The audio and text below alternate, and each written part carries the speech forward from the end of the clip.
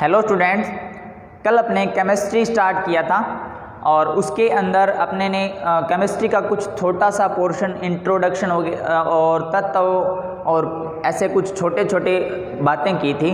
अभी आपने उसी से रिलेटेड आगे नया टॉपिक स्टार्ट करने जा रहे हैं और वो है परमाणु भार। परमाणु भार। तो देखो, जितने भी तत्व होते हैं उनके अंदर परमाणु मौजूद होते हैं और उनमें कुछ ना कुछ भार होता है। अब ये भार कैसे होता है, कहाँ से कैलकुलेट करते हैं और इसकी कुछ वैल्यू होती है, वो भी आपको याद करनी पड़ेगी। और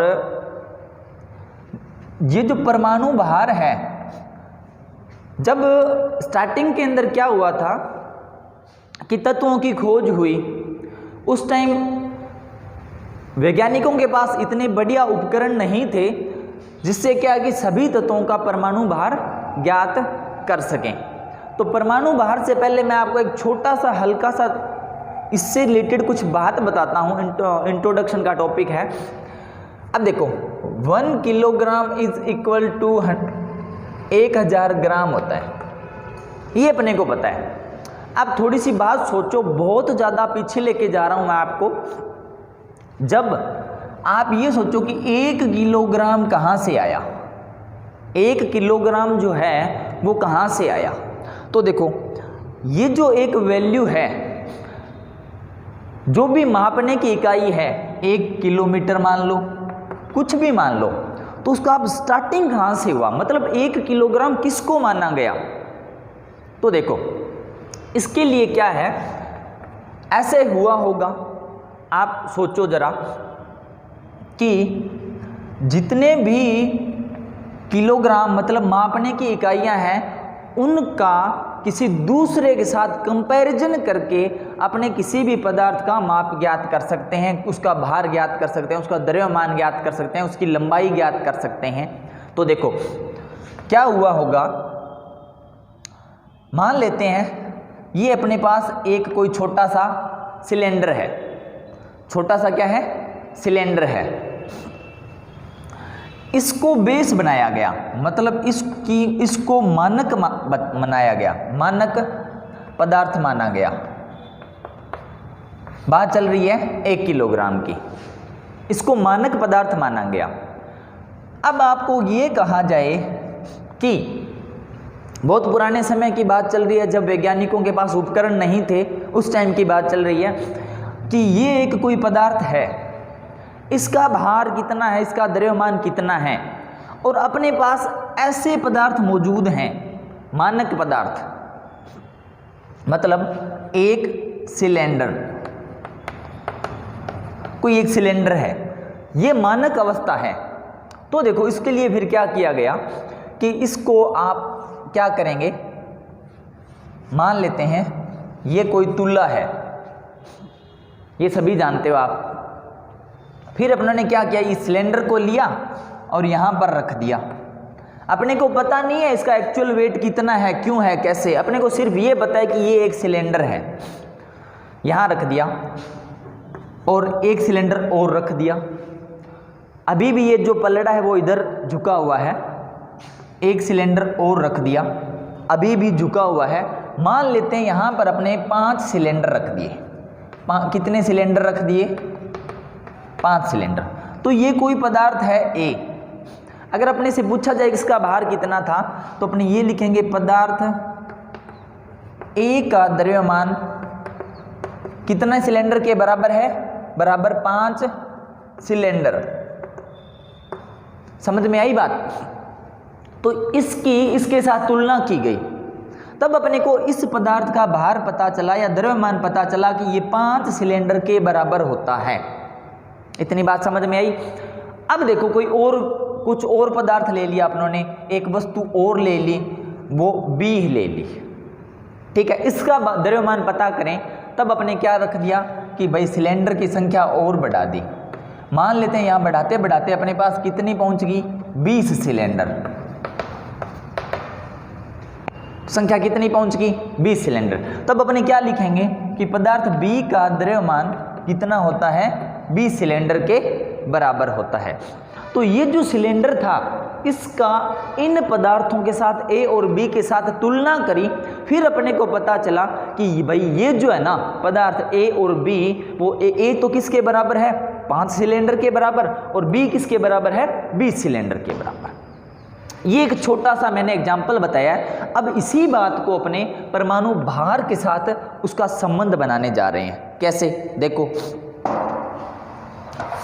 जो परमाणु भार है, जब तत्वों की खोज हो रही थी तब क्या था कि वैज्ञानिकों के पास, जैसे मैंने बताया, ऐसे उपकरण नहीं थे, ऐसे साधन नहीं थे जिससे हर किसी परमाणु का भार ज्ञात किया जा सके। तब वैज्ञानिकों ने क्या किया, एक मानक तत्व लिया, मानक तत्व लिया, और वो कौन सा था, कार्बन। कौन सा था, कार्बन। और कार्बन 12 लिया। अब ये कार्बन 12 क्या होता है, ये कार्बन का कोई एक समस्थानिक है। क्या होता है, ये कार्बन का एक समस्थानिक है। अगर आपको पता है समस्थानिक, आपने पढ़ा हुआ है, बहुत अच्छी बात है। नहीं पता तो अपने नेक्स्ट टॉपिक में या नेक्स्ट चैप्टर के अंदर अपने समस्थानिक, समभारिक, समायतनिक, ये ऐसे जो टर्म्स हैं वो अपने उसको क्लियर करेंगे। तो देखो क्या लिया, कार्बन 12। अब कार्बन 12 को मानक तत्व माना और दूसरे तत्वों के साथ इसका कंपैरिजन करके, दूसरे तत्वों के साथ इसका कंपैरिजन, तुलना करके ये बताया गया कि जो दूसरा और तत्व है वो इससे कितना भारी है या कितना हल्का है। जैसे इसकी मानक अवस्था क्या मानी गई, 1/12 इंटू कार्बन 1 कार्बन 12 का द्रव्यमान, ये एक मानक अवस्था मानी गई, एक मानक अवस्था मानी गई। अब इस मानक अवस्था की तुलना की गई दूसरे तत्वों के साथ। जैसे अगर आपको ये कहा जाए कि भाई हाइड्रोजन का परमाणु भार कितना होता है, तब आप क्या करोगे कि इसके साथ उसका कंपैरिजन कर दो, उसका गुना कर दो कि भाई एक हाइड्रोजन लिया इंटू 1/12 इंटू 1 कार्बन 12, ये एक समस्थानिक है, कार्बन 12 का द्रव्यमान। तो फिर अपने को पता चल गया ये एक मानक अवस्था मानी गई है। क्या चीज़ है, ये एक मानक तत्व, और इसकी मानक तत्व की मानक अवस्था मान ली गई किसके लिए, परमाणु भार ज्ञात करने के लिए।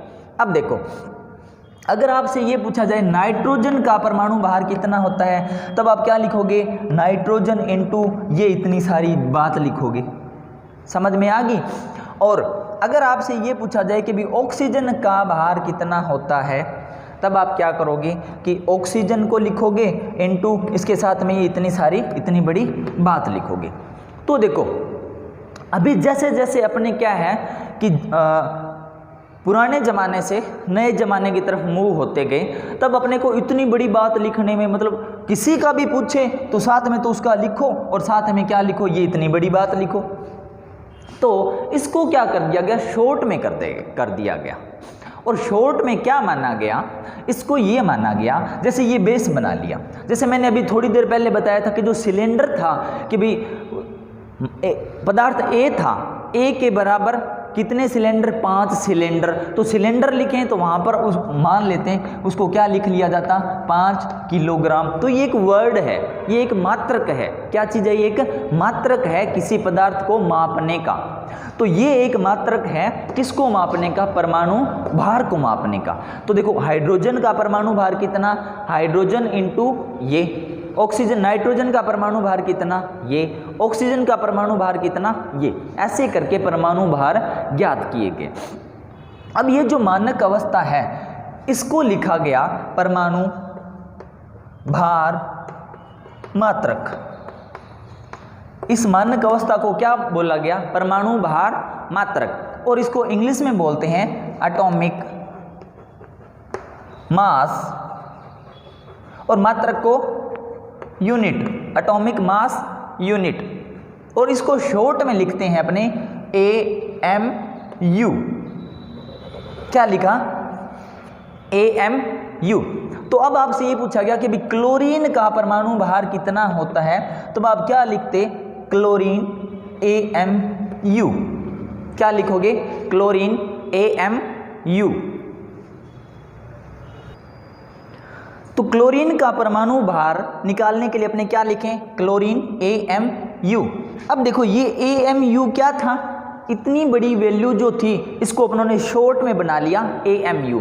अगर अपने से ये पूछा जाए कि भाई ये अपने जो एग्जाम्पल लिए हैं इसके एग्जैक्ट परमाणु भार कितना होता है, तो अपने क्या कर सकते थे, देखो यहाँ पर फिर क्या लिख दिया इसको, नाइट्रोजन का परमाणु भार कितना होता था AmU।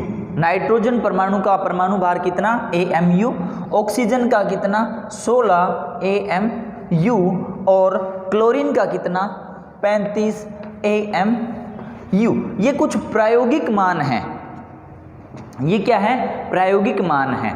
अब फिर बाद में क्या हुआ कि देखो एक वैज्ञानिकों ने एक उपकरण की खोज की और वो उपकरण क्या था, उसका नाम है स्पेक्ट्रोमीटर। क्या नाम है, स्पेक्ट्रोमीटर। इससे क्या पता चला, इससे ये पता चला कि भाई एक कार्बन 12 का जो द्रव्यमान होता है, एक कार्बन 12 परमाणु का द्रव्यमान कितना होता है, इससे ये पता चला कार्बन 12 परमाणु का द्रव्यमान, उसकी एग्जैक्ट वैल्यू पता चली। ये तो था अपनी मानक अवस्था, AmU क्या था, मानक अवस्था थी। फिर अब क्या पता चला कि कार्बन 12 परमाणु का द्रव्यमान, उसकी एग्जैक्ट वैल्यू कितनी होती है, वो ये होती है 1.99 × 10⁻³ ग्राम। अब अपने पास एक वैल्यू आ गई कि भी कार्बन 12 परमाणु है, उसका द्रव्यमान कितना है 1.99 × 10⁻23 ग्राम। अब अगर अपने से ये पूछा जाए कि यहीं पे आते हैं वापस कि भाई नाइट्रोजन का द्रव्यमान कितना होता है, उसकी एग्जैक्ट वैल्यू बताओ। तो देखो अब ये तो था कार्बन 12 का, अब अपने को इसके फॉर्मूले के अंदर पुट करते तो इसका आंसर क्या आता, 1.99 × 10⁻23/12 क्या आता, ये इसका एक आंसर आ गया और इसकी वैल्यू होती है 1.66 × 10⁻24 ग्राम। तो ये अपने पास एक वैल्यू आ गई। इस वैल्यू को अपने क्या करेंगे, अब AmU की जगह रखेंगे और किसी भी तत्व का परमाणु भार उसकी एग्जैक्ट वैल्यू ज्ञात करेंगे। देखो कैसे, अपने से ये पूछा जाए कि भाई नाइट्रोजन का परमाणु, नाइट्रोजन के एक परमाणु का द्रव्यमान या भार कितना होता है, तो अपनों ने क्या बताया था पहले, कब, जब स्पेक्ट्रोमीटर की खोज नहीं हुई थी तब अपने क्या बताया था 14 AmU। अब AmU की वैल्यू अपने पास इतनी है, मतलब अपने क्या लिख सकते हैं, 1 AmU बराबर 1.66 × 10⁻24 ग्राम। ये अपने पास AmU की वैल्यू आ गई। तो अगर अब आपसे ये पूछा जाए कि भाई कोई भी तत्व आपसे दिया जाए कि भाई इस तत्व का परमाणु भार, उसकी एग्जैक्ट वैल्यू बताओ, तब आपने क्या कर सकते हैं कि उसका जो परमाणु भार पहले जो निकाला हुआ था उसको किससे मल्टीप्लाई कर देंगे, 1 AmU की वैल्यू से। ये वैल्यू किसकी है, 1 AmU। तो ये आपने एक रिलेशन है, ये एक संबंध है, इसको याद रखना है। अब देखो, अब आपसे ये पूछा जाए कि नाइट्रोजन का परमाणु भार कितना होता है, तब आप क्या लिखोगे, 14 × 1.66 × 10⁻24 ग्राम। अब आप अगर इसका मल्टीप्लाई कर लोगे तो नाइट्रोजन के एक परमाणु का भार इतना होता है, उसकी एग्जैक्ट वैल्यू आ जाएगी। और अगर आपसे ऑक्सीजन का पूछा जाए तो अपनों ने कितना लिखा था, पहले 16 AmU लिखा था, अब क्या कर देंगे 16 × 1.66 × 10⁻24 ग्राम। किसी का भी निकाल सकते हो। अगर आपसे सोडियम का पूछा जाए, किसका पूछा जाए, सोडियम का, तो आप कितना निकालोगे, 23 × 1.66 × 10⁻24 ग्राम। तो ये था अपना टॉपिक परमाणु भार। अब देखो इसकी परिभाषा क्या बनती है। देखो इसकी परिभाषा एग्जाम में आती नहीं है, बट अपने को थोड़ा पता होना चाहिए और परिभाषा से ज़्यादा ये चीज़ें इंपॉर्टेंट है। तो देखो इसकी परिभाषा क्या है कि परमाणु भार वह नंबर है जो यह बताता है, लिख रहा हूँ मैं, परमाणु भार वह संख्या है जो यह बताती है कि किसी तत्व के एक परमाणु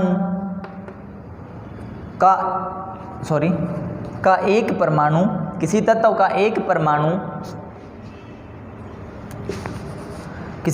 का एक परमाणु कार्बन 12 के एक परमाणु से कितना